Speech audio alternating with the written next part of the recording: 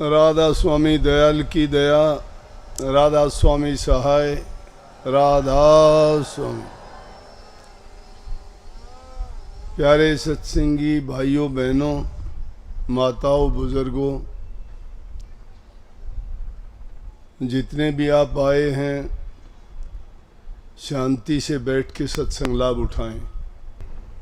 कि जो हमें लाभ सत्संग में मिलता है, अकेले आपको नहीं। कभी ये सोचते हो मुझे आपसे भी ज़्यादा लाभ सत्संग से मिलता है। मैं सत्संग कराता नहीं, मैं सत्संग करता भी हूँ। करता और कराने का मतलब ये है, जहाँ आपको मैं बताता हूँ और उससे ज़्यादा मैं खुद भी सत्संग सुनता हूँ और उस पर चलता हूँ। ये नहीं कि आप सोचते हो कि मैं आपको ही सुनाने के लिए आया हूँ। नहीं, मैं भी सुनता हूँ वो सत्संग। सत्संग इंसान का जीवन है। जिसके जीवन में सत्संग नहीं है उसका जीवन नीरस है। चाहे दुनिया के उसको कितने भी पदार्थ मिल जाए, जैसे एक ही पहली लाइन में कह दी थी बात। सत्संग तो एक ही लाइन में कह दिया अपनी हरियाणवी भाषा में, क्या न देख के दीवाना होया रे।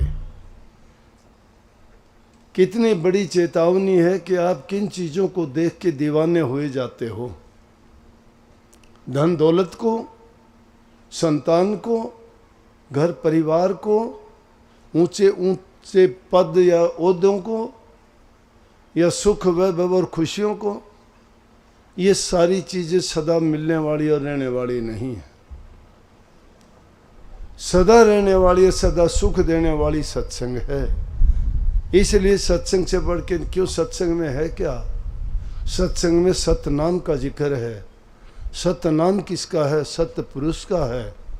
सत्य पुरुष के से ही ये सारी सृष्टि चलायमान है। सारे काम उसी से और उनकी कृपा से और उनकी शक्ति से उनका संचालन होता है। अगर वही हमारे जीवन में नहीं है तो हमें क्या लाभ मिलेगा? किस काम के लिए आए थे? अगर हमें थोड़ा समय मिले और ये बात हम सोच के देखें कि आखिर जीवन का हमारा अभिप्राय क्या है। क्या जीवन यही है कि चंद रोज़ के लिए इसे दुनिया में रहेंगे, रिश्ते कायम करेंगे, घर परिवार बनाएंगे, उनके लिए सारी जिंदगी अपना संसारी कामों में तन को, मन को, धन को लगा के और कुछ दिन यहाँ रहेंगे और उसके बाद चले जाएंगे। जैसे किसी शायर ने कहा है कि इंसान का जीवन कैसा है, जिस तरह से एक पक्षी है जो बगीचे में बैठा, कुछ समय चहचहाया और फिर उड़ गया। जिंदगी ये आदमी मानंद मुर्ग खुशनुमा, बैठा किसी डाल पर चहचहाया और उड़ गया। क्या जीवन का यही अर्थ है, मतलब है कि हम कुछ दिन इस संसार में रहें, जिएं और अपने चहचहाने का मतलब दुनियादारी के कारोबार, काम धंधे करें और आखिर यहाँ से चले जाएं? जीवन का वास्तविक अर्थ है वो भी इंसान के जीवन का। और जीवन की तुलना करके देखोगे, पशु पक्षी जीव जंतु 84 के जो जीव हैं वो मजबूर हैं। उनको नहीं प्राप्त, ना सत्संग प्राप्त है, ना गुरु प्राप्त है, और ना ही उनको ऐसा अवसर मिलता है। सोचने तक का समय नहीं है, उनमें वो बल बुद्धि ज्ञान नहीं है। इंसान को ये बख्शीश परमात्मा ने दी है कि चलो तुझे बख्शीश देता हूँ 84 लाख योनि के जीव जंतुओं में, कि जब तू सब जीवों के दुख सुख सब योनियों को भोग लेगा, तुझे पता लग जाएगा कि तुझे क्या तूने किया है और उसका परिणाम क्या है। लेकिन हाँ, मेरे से मिलने का रास्ता एक होगा, और वो रास्ता मैंने तुझे बता दिया कि किसी महापुरुष की शरण में जाके उनसे वो रास्ता लेके उस सतनाम का भेद पूछ के और उस पर चलोगे तो धीरे धीरे करके तुम्हारा जीवन उन उत्पातों से, दुनियादारी के जो विषय विकार हैं वो छूटते चले जाएंगे और तुम्हारे जीवन में विरह, प्रेम, त्याग, दया, सहनशीलता, ये चीज़ें अपना घर कर लेंगी। मैं बहुधा बताता हूँ कि कारण क्या है। सत्संग में आते हैं, सत्संग में आते हैं, बहुत सुनते हैं सत्संग, रोज़ाना सुनते हैं, दूसरे देखने वाले भी सोचते हैं गुरु का प्यारा है, इतने दिन से सत्संगी है, सत्संग करता है, कोई किताब लिखता है, कोई रिकॉर्डिंग करता है, कोई गाता बजाता है, कोई हर सत्संग में सेवा करता हुआ दिखाई देता है, लेकिन आम जीवन में बदलाव नहीं आता। उनका व्यवहारिक जीवन देखते हो तो वही पुरानी चीज़ें, वही पुरानी आदत, वही उनके जो निकम्मी बातें उनके दिलो दिमाग से नहीं निकलती हैं। क्यों नहीं निकल पाती हैं वो बातें? वो मन के अंदर बैठी हुई हैं, आज से नहीं, अनेक योनियों से, अनेक जीवन से। इसी जीवन में भी हमने जो अच्छे संस्कार नहीं ले पाए, उनके कारण उन्होंने अपना घर जमा रखा है। कैसे करें? संत बड़ा प्रचार करके कहते हैं। तुलसी साहब तो समझाने के लिए बहुत अच्छी बात कहते हैं। वो कहते हैं जब लग जरा रोग नहीं आया, शरीर में जब तक कोई रोग नहीं आता कोई याद नहीं करता। मैं किसी का नाम नहीं लूँगा। एक आदमी सत्संग, उनके घर वाले सत्संगी, उनके रिश्तेदार सत्संगी, उसकी पत्नी बच्चे सत्संगी, हर बात को, हर काम को पूछ के करते, लेकिन वो आदमी निकम्मा। वो कभी सत्संग से प्यार नहीं करता, घर वालों से भी वो टेढ़ा टेढ़ा चलता, बोलने में भी ऊट पटांग बातें करता, सत्संग का, सत्संगियों का मजाक उड़ाता, लेकिन कभी किसी के बारे में गलत ना कहो। क्या पता इंसान के साथ में कब क्या हो जाए। ये चेतावनी है, ये चेतावनी है। इंसान को सोचना चाहिए कि हम अपने बारे में नहीं जानते कल क्या होने वाला है। इन फूलों को भी बेचारों को नहीं पता है कल सुबह को तुम माला बन के किसी महापुरुष के गले में डलोगे या किसी मुर्दे के ऊपर तुम्हारी माला बन के उसके ऊपर चढ़ेगी। नहीं पता उसको कल सुबह तुम्हारा क्या होना है। इंसान है, सदियों तक की बातें सोचता है, नहीं मानता। ये सोचता नहीं है मैं जो करता हूं इसका परिणाम क्या होगा। किसी को दुख देता हूं उसको कितना कष्ट होता होगा। मेरे से तो अगर पूछते हो ना, मुझे 2 दुख होते हैं। मुझे कोई दुखी करता है तो भी दुखी होता हूं, और मेरे कारण किसी को दुख होता है तो भी मैं दुखी होता हूं। क्या बताऊं, मैं मेरे दिल की बात कहता हूं। मैं किसी को दुखी करके खुश नहीं हूं, लेकिन मुझे दुखी करते हैं तो मैं दुखी होता हूं। लेकिन मेरे कारण भी कोई दुखी होता है तो भी मैं दुखी हूं।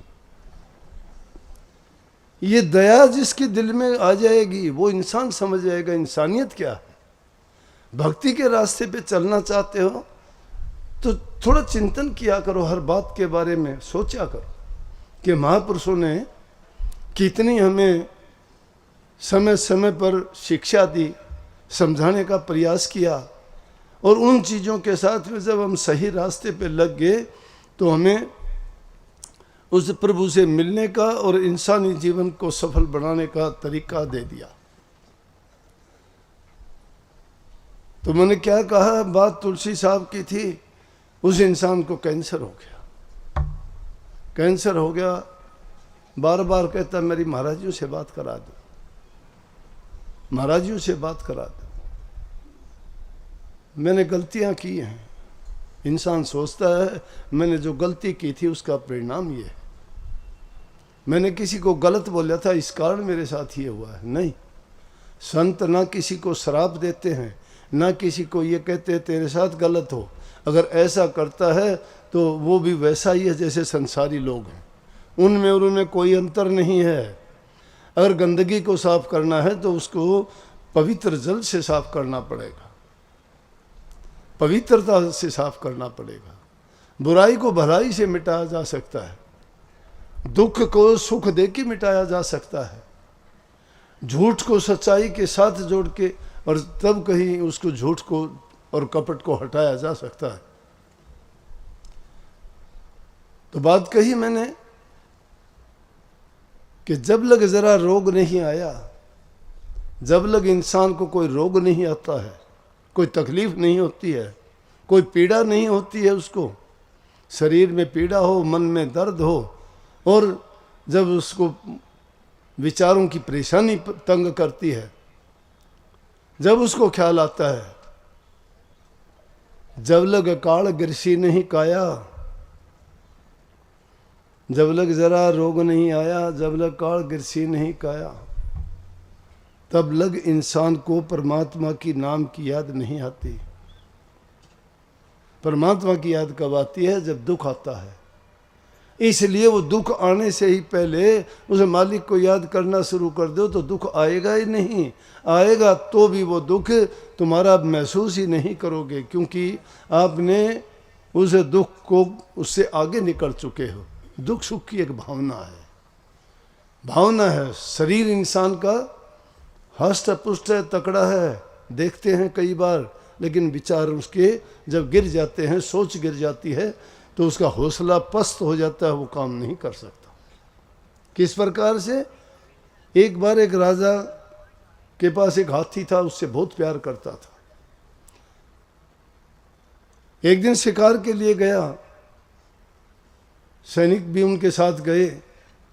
पूरा दिन शिकार करते करते हाथी को साथ लेके जाता कि चलो शिकार करेंगे, 2 काम करेगा, हाथी पे सवार होके जाएंगे और जब कोई शिकार करके लाएंगे तो हाथी पर लाद के वापस भी ले आएंगे। हौसले की बात बताता हूँ। हौसला जिस इंसान का गिर जाता है, कहता है लटका लेते हो, मुंह लटका देते हैं, आंखें लटका देते, चेहरे पे झुर्रियाँ पड़ जाती हैं टाइम से पहले, नहीं बीमार हूँ, नहीं कर सकता कुछ भी, बस अब तो ये हो गया वो हो गया। हौसला मत गिराओ कभी भी, ये ना कहो मैं नहीं कर सकता। हौसला अगर रखोगे तो सब कुछ कर सकते हो। इंसान जो कर सकता है वो दूसरा कोई नहीं कर सकता।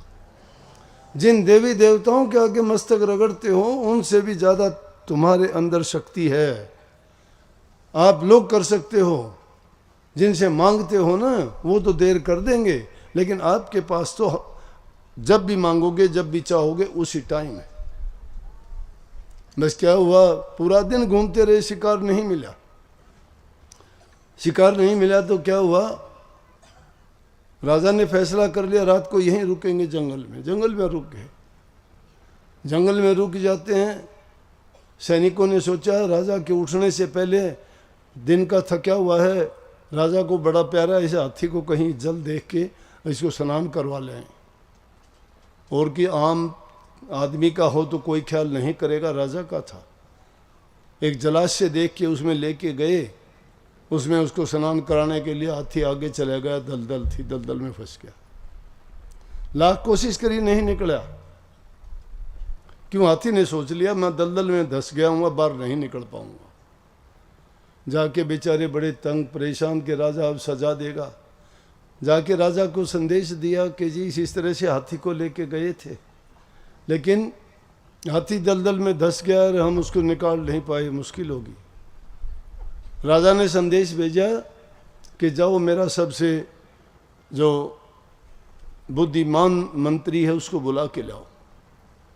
मंत्री को बुला के लाए। मंत्री ने देखा, हालात को देख के कहने लगे आप चिंता ना करो, ये हाथी निकल आएगा बाहर। कि निकलेगा कैसे? ये मेरा काम है, आप देखते जाओ। सैनिकों को हुक्म दिया कि जाओ युद्ध में बजाने वाले नगारे और जो जो सामान तुम बजाते हो युद्ध जैसे हालात पैदा करो तुम। और वो जलाशय था, उसके चारों तरफ उनको सैनिकों को उनको बुला के ड्रम बजाने लगे, नगारे युद्ध के बजने लगे, शंखों का नाद गूंजने लगी, युद्ध भेरी बजने लगी, सैनिक तैयार हो गए।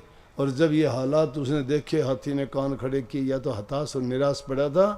और जब वो उन्होंने शुरू किया, शुरू करते ही हाथी एकदम से उसे दलदल से निकल के बाहर आके खड़ा हो गया। राजा कहने लगा ये क्या जादू था? बोला ये जादू हौसले का है। जिस इंसान का हौसला गिर जाता है, जिस जीव का हौसला गिर जाता है, वो टाइम से पहले ही अपने आप को ख़त्म कर लेता है। जो ये सोचता है मैं नहीं कर पाता, वो नहीं कर पाएगा। तो मैं ये कहना ये चाहता था, इस बात को इसलिए आपको बताया कि हमारे सब के अंदर वो शक्ति है। प्रभु ने सबको अपनी शक्ति दे रखी है, लेकिन वो शक्ति हमारे लिए काम क्यों नहीं करती कि हमने अपने हौसले तोड़ दिए हैं। हम कहते हैं नहीं मेरे से नहीं हो सकता, ये नहीं हो सकता। अरे पहले वाली चीज़ नहीं, संतों ने तो इतना आसान कर दिया कि घर में रहते हुए, सारे काम करते हुए, सारी जिम्मेवारियों को निभाते हुए, प्रभु के नाम की कमाई के लिए आपको थोड़ा समय ही निकालना है और कुछ नहीं। उसके लिए अनेकों उदाहरण दिए। प्रकृति ने हमारे लिए कदम कदम पर शिक्षा से भरी चीज़ें, जीव जंतु, कुदरत की जितनी चीज़ें हमारे सामने हैं, अगर हम गौर करके और किसी भी चीज़ को थोड़े समय के लिए भी सोच के देखें तो सब कुछ हमारे सामने ये शिक्षा लिए खड़े हुए हैं और हमें हौसला देते हैं कि उठो, जागो और करो। मैं तो ये कहा करता हूँ, लेटे हुए हैं वो बैठ जाओ, बैठे हुए हैं वो खड़े हो जाओ, और खड़े हैं वो चलने लग जाओ, और जो चलते हैं वो भागना शुरू करो। मंजिल तुम्हारे पास है, हौसला है आप में, क्यों नहीं है सब के अंदर है। तो हमें अपने हौसले को, प्रकृति ने जब इतनी चीज़ें हमारे लिए, वो बिना बुद्धि के जो जीव हैं बेचारे मजबूर हैं, उनके लिए तो मजबूरी है, वो नहीं जानते, उनके को ज्ञान और विवेक नहीं है, उनमें समझ नहीं है, वो क्या करें, मजबूर हैं। लेकिन इंसान के अंदर विवेक है, बुद्धि है, ज्ञान है, समझ है। लेकिन उस समझ को, बुद्धि को, ज्ञान को गलत रास्ते पे ना लगाओ। हमारे सामने दो रास्ते होते हैं, एक डिस्ट्रक्टिव का है, एक कंस्ट्रक्टिव है। एक हमें नरकों में ले जाने वाला है, एक हमें सुख संपत्ति दे के इस जन्म मरण से छुटकारा दिलाने वाला है। मैं स्वर्ग बैकुंठ का रास्ते की बात नहीं करूँगा। दुनियादारी के लोगों के लिए तो दो ही रास्ते हैं कि एक सुख देता है, एक दुख देता है। दुख देने वाला नरकों की ओर लेके जाएगा, सुख वाला आपको स्वर्ग बैकुंठ में ले जाएगा। लेकिन वो दोनों के दोनों सोने और चांदी की बेड़ियां हैं। जो नरकों में जाने वाली वो नरकों की बेड़ियां हैं। जितनी अवधि की सज़ा नरक की मिलती है, ये जीव भोगता है और वापिस आ जाता है, फिर इस मृत्यु मंडल में फिर किसी न किसी योनि का रूप धारण करके फिर उसी बंधन में बंध जाता है। लेकिन दूसरी तरफ ये अगर परोपकार के, भलाई के, नेक कर्म, दान पुण्य के काम करता है तो क्या होता है कि वो सोने की बेड़ियां हैं, स्वर्ग और बैकुंठ की चाहना करता है। उन नेक कर्मों के कारण इसको स्वर्ग बैकुंठ मिल जाएगा, लेकिन उसकी भी अवधि निश्चित होगी कि वो कितने समय के लिए आपको वहाँ रहना है। जब वो अवधि पूरी हो जाएगी, वो अवधि पूरी होने के बाद में फिर जो है इस मृत्यु मंडल में भेज दिए जाओगे, और फिर वो यहीं पर फिर अपना कर्म नया बना लोगे, जिसके कारण उस कर्म को करते ही कर्म फल भोगने के लिए आना जाना माला की तरह से रैट जैसे फिरता है, उसकी तरह से कभी रीते कभी भरे हुए इस दुनिया में ही चक्कर काटते रहोगे, कभी किसी योनि में, कभी किसी योनि में। लेकिन आप जिस जगह पे बैठे हो, जो सत्संग आप सुन रहे हो, ये सत्संग आपको स्वर्ग बैकुंठ के बगीचे और खुशियाँ देने वाला नहीं, ये इसे जीव की मुक्ति करवाने वाला है। मुक्ति का मतलब है कि इस संसार में दोबारा हम आए ही नहीं। किसी भी योनि में अपने कर्म के ऊपर फुल स्टॉप, ब्रेक यहीं पे लगा दें। कर्म जैसे कहा ना, नेकी कर दरिया में डाल, कर्म करते जाओ, लेकिन उसे कर्म फल के इंतज़ार। हमारी गीता का संदेश यही है, जो विश्व प्रसिद्ध गीता का उपदेश है, उनमें श्री कृष्ण जी ने यही कहा कि कर्म करो लेकिन फल के इंतज़ार ना करो। ये ना सोचो मैंने ये कर्म किया है तो उसे कर्म का मुझे फल नतीजा मिले, नहीं। ये नतीजे तो दुनियादारी की चीज़ों के लिए है। विद्यार्थी परीक्षा देता है, उसको नतीजे की है आस। कोई नौकरी पेशे के रोज़गार के लिए देता है, परीक्षा देता है, इंटरव्यू देता है, तो उसको उसकी इंतज़ार है, उसको चाहिए, उसको उसका परिणाम चाहिए, क्योंकि दुनियादारी की ज़रूरत की चीज़ें हैं उसकी, ये जीवन यापन की चीज़ें हैं। लेकिन ये भक्ति के रास्ते में जो हमने ये जीवन अपनाया है, इसमें जो कर्म करते हैं, जो सुमन भी 3 प्रकार का है, उनमें इस चीज़ को आगे रख के कभी ना करो कि इसका मुझे फल मिले, नहीं। मुक्ति की नहीं चाह, मन में भक्ति प्यारी लाग, हमें सिर्फ भक्ति प्यारी लगनी चाहिए, मुक्ति की चाह तक भी हमें नहीं रखनी चाहिए। इसलिए इसको सबसे ऊंचा दर्जा दिया गया है। और उस दुनिया में जहाँ कहीं भी देखोगे, जहाँ कहीं भी देखोगे, आपको हर चीज़ संदेश देने के लिए तैयार है। दत्तात्रेय जी की कहानी प्रसिद्ध है दुनिया में कि उन्होंने 24 गुरु बनाए। जो 24 गुरु बनाए, उनमें से आप कहोगे 24? आप तो बार बार समझाते हो कि सतगुरु एक होता है, सतगुरु एक होता है, पतिव्रता का पत्नी एक होता है, हैं? तो अनेक गुरु कैसे काम करेंगे? गुरु की बात की है मैंने, सतगुरु की बात नहीं की। सतगुरु एक ही होता है, लेकिन गुरु अनेक हो सकते हैं। गुरु हमें जिस काम की, कारोबार की चीज़ की जानकारी देता है, ज्ञान देता है, वो गुरु है। और वो जानकारी हम जन्म से लेकर मरण तक किसी दूसरे से लेते रहते हैं। अनेकों जानकारियाँ हमें प्राप्त कर रहते हैं, वो तरीका तो कभी वो चलता रहता है वो काम। तो कितने लोगों के हम गुरु होते हैं, कितने हमारे होते हैं। कितने लोग काम सीखते हैं, अनेक प्रकार के काम हैं, उन कामों को किसी से सीखते हैं तो वो उसका उस्ताद कहो, गुरु कहो, उसका समझाने वाला कहो, रास्ता दिखाने वाले कहो, वो गुरु है। लेकिन जो हमें भक्ति सिखाता है, प्रभु से मिलने का रास्ता बताता है, वो गुरु नहीं है, वो सतगुरु है। वो सत्य का ज्ञान देते हैं, वो हमें मुक्ति के मंजिल पर पहुंचाते हैं। तो उनके लिए सतगुरु सिर्फ एक ही होता है। तो दत्तात्रेय जी ने, आप कहोगे 24 गुरु कैसे हुए उनके? 24 गुरु ये हुए कि उन्होंने एक सन्यासी के लिए कहा कि जो हालात उन्होंने देखे उसी को गुरु मान लिया। पृथ्वी को देखा, कोई इसको तोड़ता है, कोई पाटता है, कोई मिट्टी कहीं से उठाता है, कोई पत्थरों को उठा ले जाता है, क्या क्या करते हैं इसके साथ। इसीलिए कही भी है कि खोद खाद धरती सह, काट बाट बन रहा, कटु बचन तो सज्जन शहर और से सया नहीं जा। उन्हें कहा कि पृथ्वी गुरु है, मेरा पहला गुरु है। इससे मैंने सीखा कि कोई कुछ भी कर ले, खोदो पाड़ो बो, इसको यहाँ से वहाँ, वहाँ से वहाँ, कुछ भी कर दो। क्या क्या नहीं करते रहते इसी में, सब कुछ इस पे करते रहते हैं, लेकिन इसको कोई परवाह नहीं। तो वो कहते हैं सन्यासी को ऐसा होना चाहिए कि उसको कोई बुरा कहे, भला कहे, उसके साथ उसे दुख दे, तकलीफ दे। तो ये गुण पृथ्वी से उसने सीखा कि इंसान ऐसा जब हो जाएगा तो सन्यासी का गुण है ये। एक गुरु मान लिया, सूर्य को गुरु मान लिया, चंद्रमा को गुरु मान लिया, मछली को गुरु मान लिया, समुद्र को गुरु मान लिया, पानी को गुरु मान लिया, पक्षियों तक को गुरु मान लिया। और उनसे देखा, उनसे सब कुछ सीखा। उन्होंने सारी चीज़ें कि त्याग कैसा होना चाहिए, लोभ लालच नहीं करना चाहिए, किस चीज़ में आके फंसते हैं। कितने कई भोरे को देख के उन्होंने बहुत अच्छी बात बता दी, प्रेम बता दिया उसमें कि मैंने प्रेम सीखा, भोरे से सीखा। किस प्रकार से कि भोरा फूलों को देख के उन पर मंत्र मुग्ध हो जाता है और जाके वो कमल के फूल पे बैठ जाता है। बहुत सुंदर फूल है, उसके ऊपर बैठने के बाद में उसको अब परवाह नहीं रहती मैं कहाँ हूँ, भूल जाता है, मस्त हो जाता है।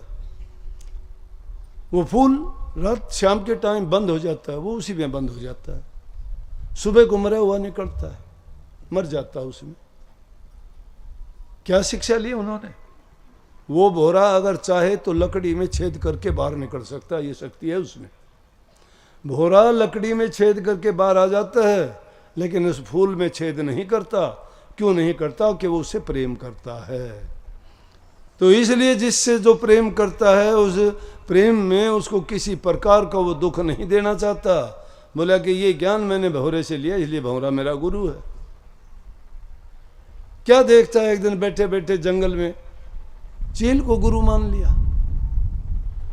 एक चील कोई मांस का टुकड़ा लिए हुए जा रही थी, दूसरी चीलें उसके पीछे पड़ गई, 10-12 उसके पीछे पड़ी हैं।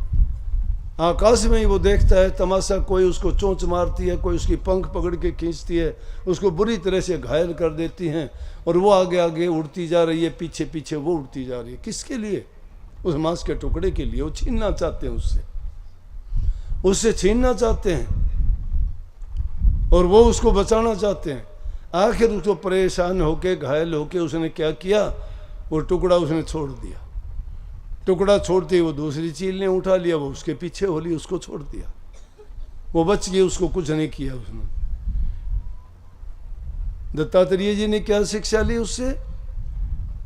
कि अगर तुम कोई चीज तुम्हारे पास रखते हो, मान लिया धन है तुम्हारे पास या कोई चीज है, तो ये दुनियादारी के लोग तुम्हारे पीछे इस तरह पड़ जाएंगे। उसको इस तरह से त्याग दो जैसे उस चील ने त्याग दिया। तो बोला कि मैंने ये गुण उनसे ये सीखा, ये गुण मैंने उस चील से सीखा, इसलिए चील मेरी गुरु है। कहने का मतलब ये है, मैं इशारे में ये कहता हूँ कि हम अगर अपना नज़रिया ये रखें कि हमें किससे क्या लेना है, तो हर चीज़ हमें कुछ देने के लिए तैयार है इस प्रकृति में। एक के पास नहीं, सबके पास कुछ ना कुछ अच्छा गुण है और वो अच्छा गुण हमें लेना चाहिए। हम तो दूसरी दृष्टि से देखते हैं, प्यार का देखो, भक्ति और प्रेम का। अभी इसने गाया तो था, वो भजन था, प्रेम का रिश्ता निभाओ तो पता नहीं क्या कुछ कह रहा था। ये वो शब्द नहीं था, शब्द नहीं था, वो भी सतगुरु से ही कह रहा कि तू निभा। अरे वो क्यों निभाएगा, निभाना तो हमें चाहिए। मांग करते हो, किस चीज की मांग करो, मांगने की जरूरत ही नहीं है। दो ही चीज होती है दुनिया में, या तो किसी को अपना बना लो, वो नहीं तुम्हारा बनता, तुम उसके बन जाओ, ना बनने दो उसको, कहाँ जाएगा वो। तुम उनके बन के दिखा दो, रे कहाँ जाएगा, कहीं जाने का रास्ता ही नहीं है। मान लिया वो तो नहीं बनेगा, नहीं अपनाएगा आपको। कहानी है इसकी, एकलव्य को नहीं अपनाया था गुरु द्रोणाचार्य ने, लेकिन एकलव्य ने मान लिया गुरु उनको। कहाँ गए, उनको गुरु मान के, और ऐसा वो तीरंदाज बना के दुनिया में उसके मुकाबले दूसरा कोई ऐसा धनुषधारी नहीं था। हम गुरु को मानते कहाँ हैं, गुरु को तो मानते, गुरु से ज्यादा तो हम खुद गुरु हैं। हम तो दो बात आई नहीं कि खुद ही सिखाना शुरू कर देते हैं, दोष देखना शुरू कर देते हैं। दोष किसी में ना देखो, अच्छा गुण मिलता है तो हर एक से ले लो। बुरी से बुरी जगह, बुरे से बुरे इंसान से भी तुम्हें अच्छी चीज मिलती है, ले लो। दुनिया के कांटे बुहारने निकलोगे, नहीं बुहार सकोगे। अपने पैरों के अंदर मजबूत जूते पहन लोगे, तुम्हें कांटे नहीं चुभेंगे। दूसरों को नहीं सुधार पाओगे, अपने आप को सुधार लीजिए, तुम्हारी नजरों में सब सुधर जाएंगे। दिक्कत यह है कि हम नहीं सुधरते हैं, तो क्या होता है कि दूसरों में बुराई ढूंढते फिरते हैं। जब दूसरों की बुराई खोजते हैं, ढूंढते हैं, तो अच्छी बातों के लिए जगह नहीं है। अच्छी बातों को अपनाना चाहते हो ना, और उनको अपने दिल में संग्रह करना चाहते हो अच्छे गुणों का, और दुर्गुणों को निकालना चाहते हो, जगह फिक्स है वहां पर। ये नहीं है कि तुम दुर्गुण भी उसमें रख लो और अच्छे गुण भी उसमें भर लो। प्रेम गढ़ी अति सांकरी ता में दो न जाए। प्रेम गली बड़ी सांकरी है, तंग गली है, उसमें दो नहीं खटा सकते, दो नहीं रह सकते, एक ही रहेगा। प्यार है तो नफरत को जाना पड़ेगा, नफरत हो तो प्यार को जाना पड़ेगा, लेकिन नफरत तो तुम्हें बर्बाद कर देगी। इसलिए प्यार को रखना चाहिए। प्यार को रखोगे तो क्या करेगा, नफरत को बाहर करो।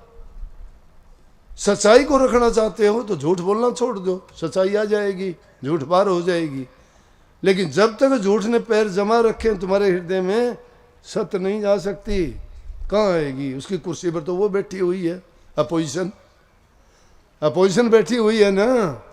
इस अपोजिशन को जब तक बाहर नहीं निकालते हो, ये बुराइयां इसी प्रकार से हमारे हृदय के अंदर सदियों से जगह बना के बैठी हुई हैं। हमारा जीवन उन्हीं के सहारे चलता है, लेकिन हम ये जानते हैं कि ये दुर्गुण हैं, ये अवगुण हैं, ये हमें बर्बादी की तरफ लेके जाते हैं, फिर भी नहीं मानते। देखते नहीं हो, शराब पीने वाला, उल्टे सीधे काम कर, जुआ खेलने वाला, मांस मछली मन खाने वाला, उनको आदत पड़ जाती है। कितने लोग आके मेरे पास भी कहते हैं क्या करूं, आदत हो गई, अब छूटनी मुश्किल है। अरे भाई छूटनी मुश्किल कैसे, तुमने लगाई थी, तेरे से छूटेगी। मेरे पास कोई ऐसा मंत्र नहीं है कि मैं तुझे मंत्र या दवाई या कोई चीज़ ऐसी दे दूं। हाँ, मैं तुझे वो मंत्र तब तो दे दूंगा तू बुराई छोड़ते, फिर उसके बाद वो मंत्र दे दूंगा कि तुझे परमात्मा के दरबार में तेरी पेशी जरूर लग जाएगी। हाँ, नहीं तो काल के दरबार में लगानी है तो अपने आप तेरे पास तो सारा सामान मौजूद है। जब तक जो चीज़ें बुराई आपने अपनाई भी हैं तो बुराई आप छोड़ भी सकते हो। दूसरे ने, किसी ने नहीं लगाई। अगर दूसरे के कहीं अपनी, अगर तुमने अपना सारा दूसरे को ही सौंप रखा और उसके कहे के अनुसार चलते हो, तो फिर तो जैसे भी वो तुम्हें चलाता है वैसे चलते रहो। वो बुरा चलाएगा तो बुरे हो, अच्छा चलाएगा तो अच्छा है।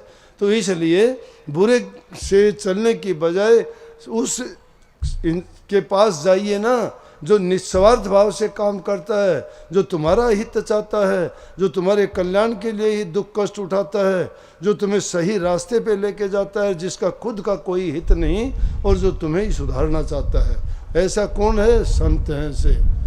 संतों का कोई हित नहीं है, वो परहित के कारण, उनको सुधारने के लिए, उनको जीवन के संवारने के लिए, उनको पापों से मुक्त करने के लिए और इंसानी चोले को सफल बनाने के लिए उनको वो ज्ञान का गुटका देते हैं, जिसको पाके उनका जीवन सफल हो जाता है और वो दुख दर्द तकलीफ़ों से बच जाते हैं और बार बार इस संसार में वो दुख भोगने के लिए नहीं आते। इसलिए मैंने कहा कि सत्संग जैसी चीज़ कोई नहीं है। सत्संग बड़ी ऊंची चीज़ है, लेकिन सत्संग करना आना चाहिए। सत्संग में आके भी अगर हम बुराइयों को नहीं छोड़ते हैं तो वो इस प्रकार से है कि बुराइयों को ही हम ताकत दे रहे हैं। मन के अंदर बुराई भरी पड़ी है, थोड़ा बहुत अगर नाम का सुमरण करते हो, ध्यान करते हो, अभ्यास करते हो तो थोड़ी बहुत भी जो उनसे तुम्हें कुछ लाभ मिलेगा वो सारा बुराई ले जाएंगी, वही ताकत ले लेंगी उससे। तो इसलिए उनको ताकत देने की बजाय पहली चीज़ उस किसान की तरह से, आप जमींदार आदमी हो, सभी देखते हो कि कोई भी जब अपने खेत में बीज डालता है तो उससे पहले उसकी गुड़ाई नड़ाई सब कुछ अच्छी तरह से करता है, उसमें झाड़ी झंखाड़ है, पहले उनको काट के खेत को संवार के फिर बीज डालता है। तो भक्ति रूपी बीज डालने के लिए भी हमें अपने हृदय को पाक साफ और पवित्र बनाना पड़ेगा। वो पवित्र बनाए बिना ये तो संतों की मौज है कि कुछ देखा नहीं, कुछ पूछा नहीं और सोच लिया कि चलो हम इनको नाम की बख्शिश कर देते हैं, इसका भाग जगेगा। क्या पता ये भी देखा देखी खरबूजे की तरह रंग बदल जाए, ये बुराइयों को छोड़ दे और भक्ति के रास्ते पे लग के अपने जीवन को सफल और कामयाब कर ले। लेकिन देखा देखी भी, बुराइयों को देखोगे बुराइयां आ जाएंगी, अच्छों को देखोगे। संगत बैठे इंसान पंगत पाता है, संगत में बैठने से संग सुधारता है। इंसान को अपने सुधार के लिए पहली चीज़ है कि शुद्ध अन्न खाना चाहिए। ये भक्ति के रास्ते में बहुत बड़ी बाधा है। जिसका अन्न शुद्ध नहीं है, खान पान सही नहीं है, तो समझो कि उसके सारे ही हिसाब किताब बदल जाएंगे, बिगड़ जाएंगे। क्यों बिगड़ जाएंगे? कि हमारे शरीर में सारी चीज़ें हमारे खान पान से बनती हैं। जो आदमी जैसा खान पान रखता है वैसे ही उसके विचार बनेंगे। अगर तुमने सतगुणी भोजन खाया है तो आपके अंदर सद्गुण आएंगे। अगर आपने तमोगुणी खाया है तो तमोगुण, आप कहोगे हमें पता नहीं है कौन से रजोगुणी है, कौन से तमोगुणी है और कौन से सतोगुणी है। एकदम सादा भोजन जिसमें चावल, रोटी, हरी सब्जियां हैं, ये बिल्कुल दूध, मक्खन, लस्सी, ये सारी की सारी चीज़ें कैसी है? सात्विक भोजन, एकदम सीधा साधा, इसमें कोई वो नहीं है, शुद्ध भोजन है। इनके खाने से आदमी के अंदर ना क्रोध ज़्यादा रहता है, ना उनके अंदर ज़्यादा इस प्रकार की कोई भावना, उत्तेजना नहीं होती कि छोटी मोटी बात पर वो छलक जाए।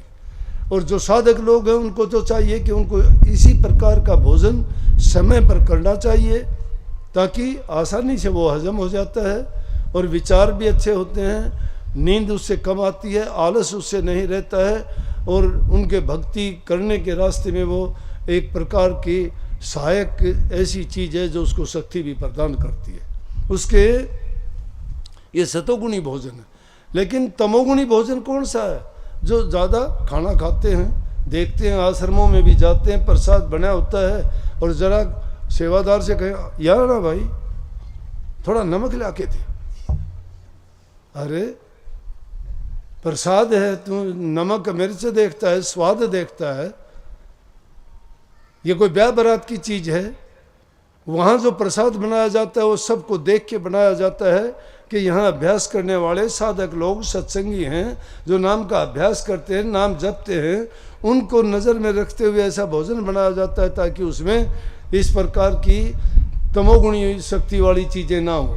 ज़्यादा घी, मक्खन, मलाई, तली हुई चीज़ें, मिर्च, मसाले, अचार, ये चीज़ें इंसान में तमोगुणी शक्तियों को ज़्यादा बढ़ावा देते हैं। और इनका सेवन करने वाला आदमी देखोगे थोड़ी गर्मी होती है तो पसीना पसीना हो जाता है, छोटी सी बात सुनता है तो गुस्से में आ जाता है। तो और भी काफ़ी ऐसी चीज़ें हैं कि उससे बर्दाश्त नहीं होता कुछ भी।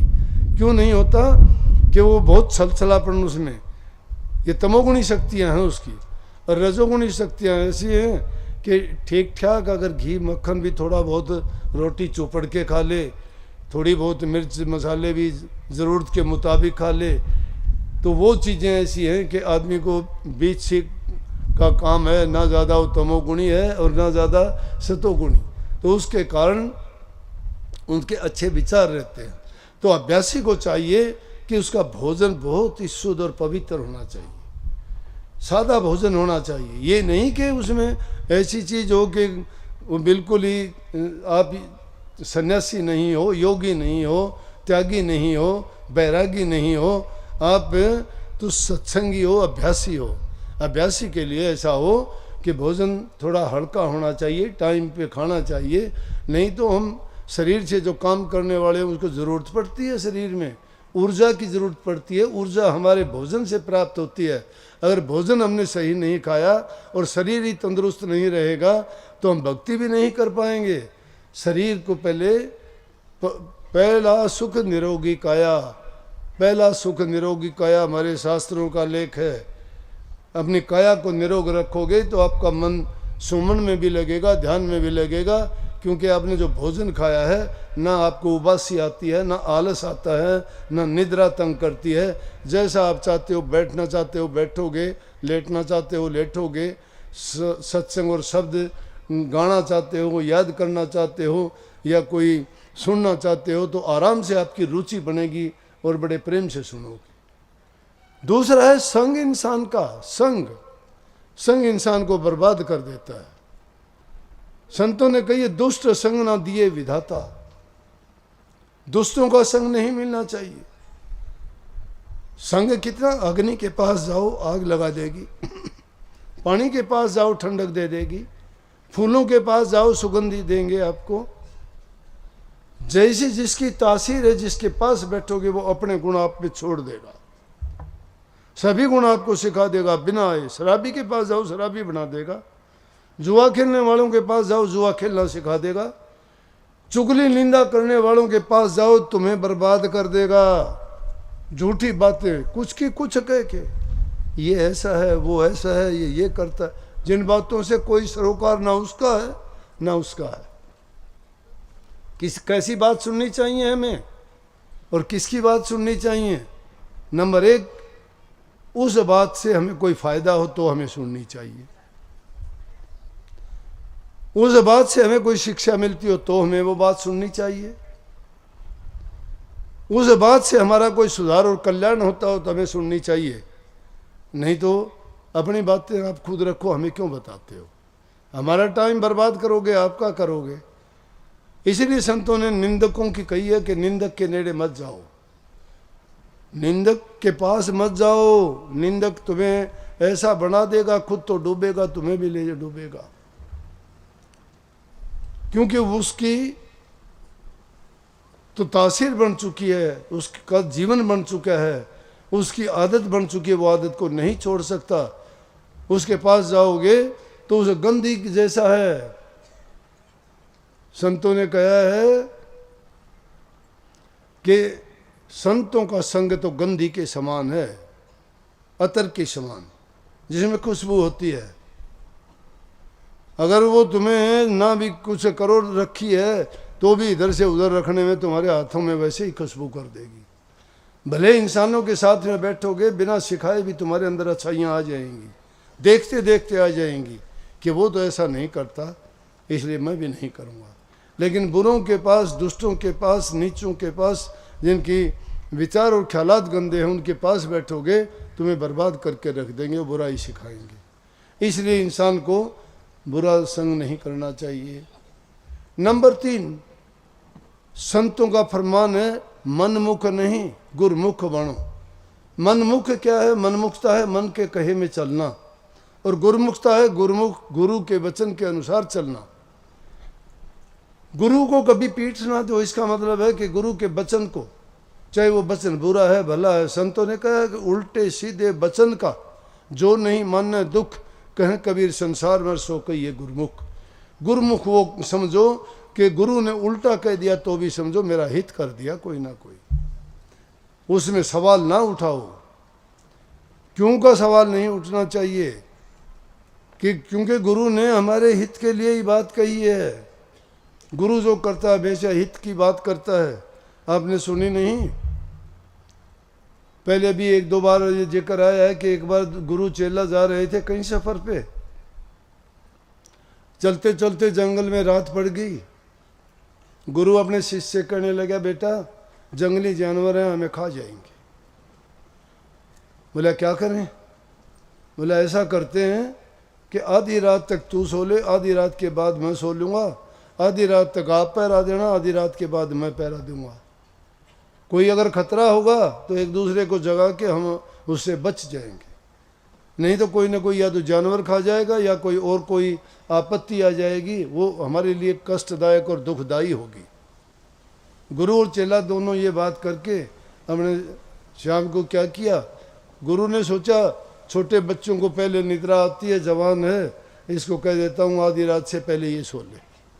उसको सुला दिया। गुरु पहरेदारी करता है, बैठा है। अब संत महात्माओं के पास और क्या है, बैठते हैं तो प्रभु का चिंतन, नाम का सुमन, उन्हीं का ध्यान, प्रभु में ध्यान लगा के बैठ गए। आंखें खुली हैं, पहरेदारी करता है, लेकिन ख्याल वही है। अच्छा चिंतन होना चाहिए इंसान का। जब भी कभी अकेले बैठते हो सत्संग की बातों का चिंतन करो, अपने आप की जांच पड़ताल किया करो कि मेरा मन क्या चाहता है, क्यों सोचता है ऐसी बातें। कभी सोचा करो दुनियादारी में दुख दर्द की बात सोचा करो, पीड़ा की सोचा करो, गरीब और भूखे इंसान की सोचा करो।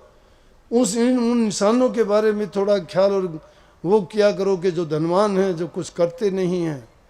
लेकिन जब तुम कोई ना कोई अच्छी बात सोचोगे, उसका परिणाम तुम्हारे मन में अच्छा निकल के आएगा। तुम्हारे दिल में दया आएगी, प्रेम आएगा, त्याग आएगा, कपट जाएगा, बेईमानी छूटेंगी और मन इधर उधर नहीं भटकेगा, अच्छी चीज़ों की ओर जाएगा। गुरु ख्याल करता है, सोचता है, प्रभु के बारे में सोचता है। सोचते सोचते देखता है थोड़ी देर के बाद में एक सांप आता है सामने से। सांप को देख के गुरु ने सोचा, वो जमाने थे, युग थे, अच्छे टाइम थे, पक्षियों की भाषा समझते थे। गुरु ने सांप से कहा, भाई क्या बात है, रुक जा वहीं पे। बोला वहाँ कैसे रुक जाऊँ, मैंने तो इसको काटना है, जो है आपका शिष्य इसको। बोला क्यों, इसको क्यों काटेगा? कि मेरा और इसका कर्म है, इसने मेरे साथ ऐसा किया था, इसने मेरा खून पिया था, मैं इसका खून पीऊँगा। बोला अगर आप खून पियोगे तो ये तो मर जाएगा, क्योंकि जहर है आप में। बोला मुझे इससे कोई मतलब नहीं है, मरे या जिए, लेकिन मेरा पिछले जन्म ने इसने ऐसा किया था, मैं अपना बदला इससे लूँगा। इससे सिद्ध हुआ कि कर्म का कर्ज इंसान हर जीव को चुकाना पड़ता है, कर्म का कर्ज चुकाना पड़ता है। कर्म बंदी संसार है, समझे? इसलिए ऐसा कर्म ना करो कि जिसके कारण हमें अगले जन्म में या कभी भी उसका कर्ज चुकाना पड़े और भुगतना पड़े। इस बात को देख के गुरु को विचार आया। बोला भाई अगर मैं इतना खून निकाल के दे दूं तो तुझे कोई आपत्ति है? बोला नहीं, मुझे कोई आपत्ति नहीं, मुझे तो खून लेना है, बस उतना खून पीऊँगा। गुरु ने एक थैला था, अपनी झोली में से चक्कू निकाला और चक्कू निकाल के जब चेला लेटा हुआ था तो यहाँ गर्दन से उसका चाकू से काट के खून निकालने लगा। अब चाकू से दर्द होता है, शरीर में कांटा भी चुभ जाए बहुत पीड़ा होती है। चेला सोया हुआ है और उसकी यहाँ गर्दन पे चाकू जब रखा, चेले ने आँखें खोली, देखता है तो गुरु के हाथ में चाकू है, गर्दन पे चाकू। अगर हम जैसा तो हो मनमुख आदमी तो सोचा कैसा गुरु है, तो मेरा गला काटता है, ये तो मुझे मारना चाहता है, भाग लेगा उसी टाइम, या गुरु को ही अटैक करके उसी गुरु को ही मार देगा। लेकिन नहीं, वो शिष्य था और वो गुरु था। इसीलिए स्वामी जी महाराज ने कही, गुरु शिष्य व्यवहार जगत में झूठा बरत रहा। आज दुनिया में गुरु और शिष्य का व्यवहार झूठा हो गया, गुरु भी झूठा, चेला भी झूठा, और दोनों पत्थर की नाव पर चढ़ के डूब जाते हैं। इसीलिए धर्मों पर, गुरुओं पर धब्बे लगते हैं। अगर गुरु हो, शिष्य का भला चाहता है और सच्चाई से शिष्य गुरु के साथ जाता है, पास जाता है, तो दोनों का कल्याण निश्चित है। वो प्रभु के दरबार में न्याय है अन्याय नहीं है, सबको तोलता है, सबको देखता है, सबके लेख लिखता है। हमारे और तुम्हारे कहने से झूठी गवाही और वहां झूठ नहीं चलती। वो खुद फैसले लिखता है, खुद देखता है, खुद गवाही देता है, किसी से नहीं लेता, ना पूछता है किसी से। इसीलिए तो वो न्यायकारी है, इसीलिए तो वो जगत पिता है, इसीलिए तो सर्वज्ञ विधाता कहते हैं उसको। देखा गुरु ने, शिष्य ने आंखें खोली और गुरु के हाथ में चाकू, गर्दन पे चाकू लगा रखा है। शिष्य ने वापिस आंखें बंद कर, गुरु ने नस को काटा, एक पेड़ के पत्ते पे खून निकाला, सांप को दे दिया, सांप ने खून पिया, सांप चला गया। वहां कोई जड़ी थी वो लगा दी, खून बंद हो गया। आधी रात को शिष्य को जगा दिया, गुरु ने खुद आराम किया। सुबह जब उठे गुरु, शिष्य ने कोई सवाल नहीं किया, पूछा नहीं क्या कहानी थी, क्या बात थी, नहीं। गुरु कहने लगे, अरे रात को मैं तेरी यहाँ चक्कू लेके तेरी गर्दन पे चक्कू लगाया और तू उठ भी गया था, तूने पूछा भी नहीं। बोला जी क्या, कि मैं क्या करता हूँ? बोला मुझे पूछने की जरूरत थोड़ी थी, क्यों पूछूं मैं आपसे, आप मेरे गुरु हो, मुझे पता है मेरा गुरु मेरा बुरा नहीं करेगा, गुरु मेरा अच्छा करेगा, गुरु मेरा हित करेगा, जो भी करेगा मेरा बुरा नहीं करता। अगर गुरु भी बुरा करेगा तो मेरा हित कौन करेगा? ये गुरु और शिष्य की भावना और बात है। शिष्य को, गुरु को ऐसा चाहिए कि शिष्य का कुछ नहीं ले, और शिष्य को ऐसा चाहिए गुरु को सर्वस्व दे। शिष्य को तो ऐसा चाहिए अपना सब कुछ गुरु को दे दे, लेकिन कैसे दे दे, कैसे दे दे? गुरु जो कहता है उसके अनुसार अपना तन मन धन गुरु को दे दे, गुरु की आज्ञा के अनुसार उनसे काम ले, मन मर्जी के काम ना करे। गुरु कहता है दुष्टों का संग ना कर, बुरे आदमियों के साथ ना जा, पाप कर्म ना कर, छल कपट बेईमानी को त्याग दे, भूखा मर जा कोई बात नहीं है, पाप कर्म में ना फंस। कुछ ना मिले, भूखा अगर रहते हुए भी प्राण त्याग देगा, बहुत अच्छी बात है, बहुत अच्छी बात है। तेरा त्याग तेरा कल्याण कर देगा, तेरी भूख तेरा कल्याण कर देगी, लेकिन पाप कर्म तुझे नरकों में भेज देगा। पाप कर्म मत करो कभी भी, कष्ट कितना भी आए कभी घबराओ नहीं, उस कष्ट को बर्दाश्त करना सीखो। वो परीक्षा होती है मालिक की तरफ से। सही रास्ते पे चलते हुए तुम्हें दुख होता है तो समझो कि प्रभु की परीक्षा। लेकिन जो खुद ही खोटे कर्म और मंदे कर्म करके कह दें कि ये मेरी परीक्षा है, नहीं, तूने गलत कर रखा है, ये तेरी परीक्षा नहीं है, तेरे कर्म का परिणाम है। जब तू कोई बुरा नहीं करता है फिर तेरी परीक्षा होती है, वो परीक्षा है। जब तू कर्म तो खोटा करता है, तेरे साथ परिणाम बुरा बीतता है, तो फिर तू कैसे कह देगा कि तेरी ये परीक्षा है? फिर तुम ना किसी गुरु के हो, ना किसी धर्म के हो, और ना किसी भक्ति के रास्ते पर चलने वाले हो। इसी प्रकार से मैं कहता हूं, सुमन भी अगर सच्चे मन से कर लोगे, नाम को भूल जाते हो। क्या है नाम? नाम तो एक ही है, राधा स्वामी नाम। लेकिन आप नाम कुछ समझते हो कि हमें तो मंजिलों के सारे दर्जे समझाए जाएं, बताए जाएं, दोबारा याद कर लेंगे हम कि सतलोक कौन सा है, अलख लोक कौन सा है, भंवर गुफा कौन सी है, त्रिकुटी कौन सी है, शंख की धुनी कहाँ होती है, बीणा की कहाँ होती है, और घंटे की आवाज़ कहाँ पे आती है। ये याद नहीं जी, भूल गए, आगे पीछे हो गए। ये बताओ क्यों इम्तिहान देना है उनका? वो तो फिक्स है अपनी जगह पे, उनको देखना और पढ़ना चाहता है। गुरु ने रास्ता दिखाया, उस पर चल, कमाई कर। तेरे हाथ में टिकट दे दी, उस टिकट को लेके चल, रोकने वाला कोई नहीं है। स्टेशन पर प्लेटफार्म पर बैठ के कहता है, और टिकट में हाथ में लेके कि मैंने ये चीज़ें देखनी है, उस स्टेशन से गुजरना, कहीं नहीं जाता, वहीं टाइम पास हो जाएगा। वही प्लेटफार्म, वही वहाँ पर टाइम पूरा होने पे टीटी वहाँ से भी तेरे जुर्माना दे के निकालेगा। नाम का सुमन भी ऐसा करो वो सुमन करते वक्त किसी प्रकार की दिल में भावना ना रहे, ना अपने लिए कुछ मांगो, ना दूसरे की अहित की सोचो, ना तुम मुक्ति की चाह रखो। वो सुमन करते हुए भी वो भी ऐसा, मैं कहता हूँ, निर्लेप भाव से करो जिसमें सिर्फ वो नाम या तुम ऐसे तारतम्य उसमें हो जाओ, वही चीज़ तुम्हें अपने आप ध्यान में भी जोड़ देगी, वही तुम्हें उन मंजिलों में भी ले जाएगी, और वही चीज़ तुम्हें दुनिया में भी पहुंचा देगी। कबीर साहब ने कितने सुंदर शब्दों में साफ स्पष्ट कह दिया, फिर भी हम उसको समझने में आनाकानी करते हैं।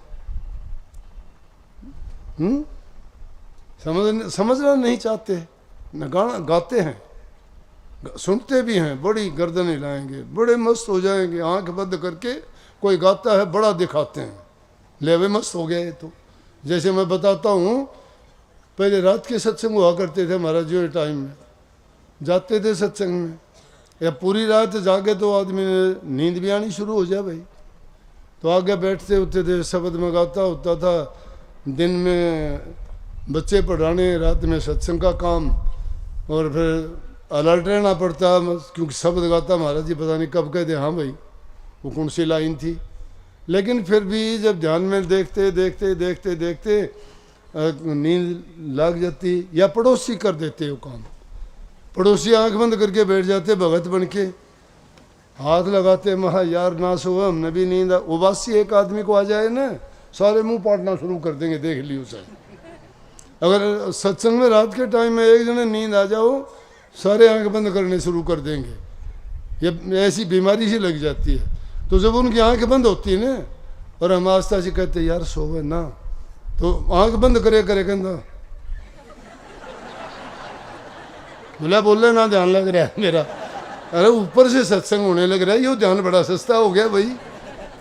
तो ऐसा ध्यान ना लगाया करो, ऐसा ध्यान तो सब लगाते हैं बिस्तर पे।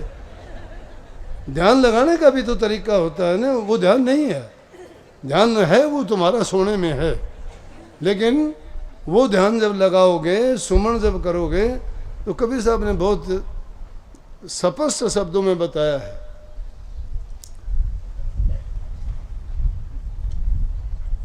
क्या वो है, गुरु ने मोहे दीनी है ज्ञान जड़ी, कि सतगुरु ने मुझे ऐसी ज्ञान की जड़ी दी है जिससे मुझे सब कुछ दिखा दिया और सब कुछ बता दिया। और जिसका ध्यान लगाने की बात कही है, उस पर ध्यान कैसे लगा लोगे? उस पर ध्यान यूं तो लगे को नहीं, वो यूं बताया भी समझाया को नहीं जा। वो कि किसी कोई हाथी और घोड़े की सवारी थोड़ी है, पीठ पर बिठा दोगे, एट मारोगे और वो भाग लेगा, भागते भागते पहुंच जाओगे मंजिल पे। नहीं, वो ऐसी चीज है कि वो धुएं से महीन है, पवन से झीना है। जो धुएं से भी महीन हो, पवन से भी झीना हो, जो दृष्टि में भी ना आवे, जो मुष्टि में पकड़ने में भी ना आवे, जो खसखस माना खस बीज के समान है, और जो पर्वत से भी बड़ा है, जिसको हिंदू किताबों में ढूंढते हैं, मुसलमान कुरान में खोजते हैं, वो यहाँ नहीं है। वो तो हर चीज में, कण कण में समाया हुआ है, दूर नहीं पास में है। जो पास में है उसको ढूंढने कहाँ जाना है? कबीर साहब ने कही, प्रीतम को पतिया लिखुर जो कोई हो विदेश, तन में मन में नैन में तिनको का संदेश। अरे उसको तो चिट्ठी लिखी जाएगी कोई प्रदेश में बैठा हो, लेकिन जो हमारे तन में भी है, मन में भी है, नैनों में भी है, रोम रोम में जो बसा हुआ है, उसको किसको संदेश दोगे? उसको संदेश नहीं देना, उसको महसूस करना है, उसको महसूस करना है, प्रकट करना है। प्रकट कैसे होगा? जिस प्रकार से दूध में घी समाया हुआ है, लकड़ी में जैसे आग है, फूल में जैसे खुशबू है, वो उनमें समाया हुआ है। खोजने की जरूरत के लिए आपको उसी प्रकार से मेहनत करनी पड़ेगी जैसे दूध को आप मेहनत करके मक्खन निकालते हो, लकड़ी को रगड़ के अग्नि पैदा करते हो। फूल की खुशबू कितनी झीनी है, उसको आप सूंघ सकते हो, लेकिन ना उसको पकड़ सकते हो, ना देख सकते हो। इसी प्रकार से वो भी अनुभव करने की चीज़ है, और अनुभव यहाँ नहीं किया जाता, वो आपके अंदर है। जैसे भिक्खा साहब ने कहा, भिक्खा भूखा को नहीं, सबके पल्ले लाल, गांठ खोल पर क्या नहीं, इस विध भय कंगाल। इस विध भय कंगाल, उधर से अंधा आयर, इधर से अंधा जा, अंधे को अंधा मिले तो मारे कौन बता। जिसको गुरु भी अंधा मिल गया, चेला भी दोनों अंधा, दोनों टकरा गए, रास्ता कौन किसने बताओगा, टकराए जाओ। लेकिन ये तो चौगान में पड़ा हुआ लाल है, जिसको जो उठा लेगा, सुगरा होगा उठा लेगा, गुरमुख होगा उसको पहचान उठा लेगा, नुगरे की पहचान में नहीं आएगा। इसलिए गुरु की शरण में जाके, गुरु की संगत करके, गुरु के वचन को अपना के, ये गुरु भक्ति है। गुरु भक्ति ये है कि गुरु के वचन की पालना करना। गुरु हमारे हित की बात कहता है, उनमें कोई मिलोनी नहीं है। जैसी भी कहता है, गुरु का वचन मान सब लीजिए, हानि होए तो होने दीजिए, सब वचन मान लीजिए। लेकिन अगर तुम्हें लगता है मेरा नुकसान है तो होने दीजिए, वो नुकसान भी तुम्हारे फायदे में है। क्या पता तुम्हारी किस बला को टालते हैं गुरु, गुरु जानता है इस चीज़ को। तुम्हारा गला नहीं काटते गुरु, तुम्हारा कर्म काटने के लिए तुम्हारा कोई न कोई रास्ता खोल रहे हैं। इसलिए अगर सच्चे मन के साथ हम एकाग्रचित होके अच्छे गुणों को अपना के, एक एक चीज़ को भी अगर दिन में नहीं कहता, हफ्ते में नहीं कहता, 15 दिन में नहीं कहता, 1 महीने में एक चीज़ अपनी कोई भी सोच लो कि मेरे अंदर ये कमी है, मैं इसको छोड़ दूंगा। वो कमी निकाल दो, वो खाली जगह होते ही एक अच्छी चीज़ आ जाएगी उसकी जगह। 12 महीने में 12 चीज़, 12 गुण निकल जाएंगे, 12 गुण आ जाएंगे, 12 गुण आ जाएंगे, बहुत है, कुछ भी ना लेना उसके बाद में। दुश्मन तो 5 मुख्य हैं हमारे अंदर। कौन कौन है? काम, क्रोध, लोभ, मोह, अहंकार। सारे और तो इनके चच्चे बच्चे हैं छोटे मोटे, इनकी बेटी बेटियां हैं, इच्छा आशा तृष्णा ममता, ये सारी के सारी चीज ये सुधारने तो वो सारी सुधर जाए। तो ये लोभ लालच अहंकार सारे के सारे, ये अच्छे गुण अपनाने से सब के सब चले जाते हैं। खाली जगह मिलेगी, इनकी जगह अच्छी ले लेंगे, सद्गुणों से भर जाओगे। जहाँ सद्गुण है, जहाँ सुमति है वहाँ सुख नाना, जहाँ कुमति वहाँ दुख विधाना। जहाँ कुमति है वह दुखों का घर है, वो घर भी नरक के समान है। जहाँ कुमति है, एक दूसरे की बात नहीं मानते, लड़ाई झगड़े होते हैं, सास बहू के झगड़े होते हैं, देवर भाभी के होते हैं, पति पत्नी के होते हैं, बहू छोड़ के चली जाती है, बच्चों को भी छोड़ के चली जाती है, कहीं पति उसको लेने के लिए नहीं आता है, कोर्ट कचहरियों के धक्के खाते हैं, अपनी बेइज्जती, अगलों की बेइज्जती, धन की बर्बादी। क्या मिला? रात दिन की चिंता, वकीलों कोई होगा नाराज होगा, वकीलों के घर भरते हो हैं? किस लिए? दुर्बुद्धि हुई है। क्या समझ और क्या बुद्धि की बात है? अगर किसी के दिमाग को सोचने का तो कहता है जीवो और जीने दीजिए, लिव एंड लेट लिव। जीवो, तुम भी जीवो, खुशी से जीवो।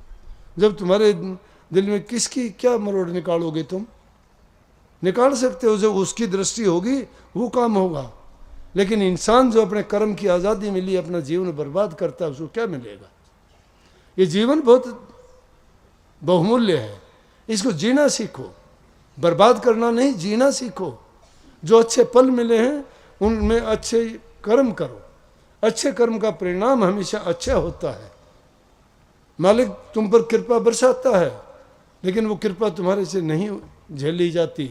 अपनी दुर्बुद्धि के कारण अपनी दुर्गति स्वयं करते हो। इंसान अपने पैरों पे कुल्हाड़ा मारता है, गाफिल होके, गाफिल होके अपने पैरों को खुद काटता है इंसान, अपनी कमजोर सोच के कारण। इसलिए अच्छे काम करो, देखने वाले भी कहेंगे, तुम्हारा जीवन अच्छा गुजरेगा। रात दिन की चिड़चिड़ पिड़पिड़ से बचोगे, नहीं तो एक छोटी सी बात होती है, दिमाग खराब हो जाता है इंसान का। रात दिन उसी के बारे में सोचते रहते हो, क्या किया। इसलिए ऐसी आफतों से बच के जीवन को सुखी बनाओ। घरों में जिसके सुख शांति नहीं है, क्या खाक भक्ति करेंगे? वो क्या खाक भक्ति करेंगे? भक्ति नाम इसका है? तो लानत है ऐसी भक्ति को, तो धिक्कार है ऐसे लोगों को। वो इंसान कहलाते हैं क्या?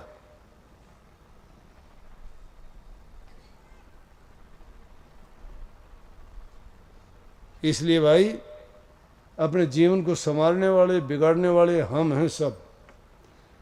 हमें वही चीज़ अच्छी लगेगी जो हमारे दिल में है। हमारे विचार अच्छे हैं तो हम अच्छी जगह अपने आप खोज लेंगे, हमारे बुरे विचार हैं तो हम बुराई को अपने आप ढूंढ लेंगे। नहीं तो फैसला जब होगा धर्मराज के यहाँ, वो तो जो उसकी मर्जी होगी वो करेगा। जिसकी संतान बिगड़ जाती है उसका जीवन बर्बाद है। क्या है? दुर्बुद्धि के कारण बिगड़ता है जीवन। उसमें कही थी भाणजी माँ बुआ ये सारे मतलब के साथी हैं। मतलब के हैं? मतलब तो रखते ही नहीं कोई भी। तुमने बच्ची पैदा की, बच्चा पैदा किया, संस्कार नहीं दिए उनको संस्कार नहीं मिले। संस्कार अगर मिलते तो कभी ऐसा नहीं करते। जिन बच्चों को संस्कार मिल जाते हैं वो कभी भी ना किसी को दुख देता है और ना ही खुद दुख मोल लेता है। ऐसे काम राक्षसों के होते हैं जो दूसरों को दुख देके खुश होता है। राक्षस, देवता किसी को दुख नहीं देते, नहीं देखते। कोई पशु होता है उसको भी कहते हैं कि आहा ये तो देवता जैसा है, कहते हैं कि नहीं? जो किसी को कुछ कहता है नहीं उसको देवता जैसा मानते हैं। और जो दुष्ट कहते हैं उसको नीच कहते हैं, दुनिया की गालियाँ खाते हैं। उनको देखते ही लोग शुरू हो जाते हैं, उनकी शक्ल से नफरत करते हैं। क्यों करते हैं? उनका कर्म करवाता है। अगर उसका कर्म अच्छा हो तो उसको सब प्यार करेंगे। प्यार किसी से नहीं लिया जाता। प्यार करना इतना आसान थोड़ा होता है। प्यार पतंगे का दीपक से होता है। इसकी दूसरी तरफ लेने की कोशिश ना करो। उस प्यार में पागल है, वो अंधा है, देखता ही नहीं है। तन जड़ो, शरीर जड़ो, जिंदगी बर्बाद है, जड़ के ही मर जाता है। खोजता खोजता आता है।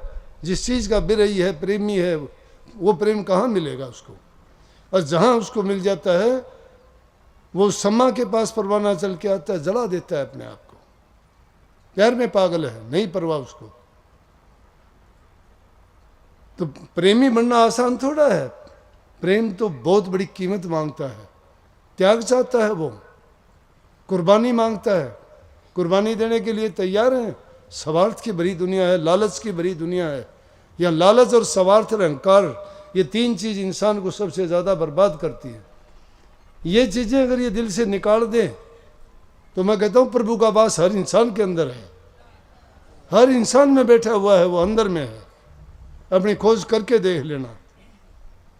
तुम्हारा साथ तुम्हारे अच्छे कर्मों ने देना है, किसी ने नहीं देना। मैं भी नहीं दूंगा।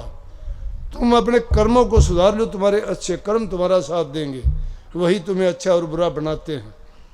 और भक्ति वाला कर्म कर लोगे तो उसका तो कोई मोल ही नहीं है, कहना ही क्या है। इसलिए मैं तो आप सबसे कह सकता हूँ, प्रार्थना कर सकता हूँ, आपके लिए दुआ भी मांग सकता हूँ परमात्मा से, आपको सद्बुद्धि दे, आपको सद्बुद्धि दे अच्छा करने के लिए, नेक इंसान बनने के लिए। आपकी कुबुद्धि जो है उसको ठीक करे, आपके हृदय में प्यार प्रेम भर दे, प्रभु की भक्ति से सराबोर कर दे। आपके दिल से हमेशा दूसरों के प्रति हित की, परोपकार की, भलाई की बात ही निकले।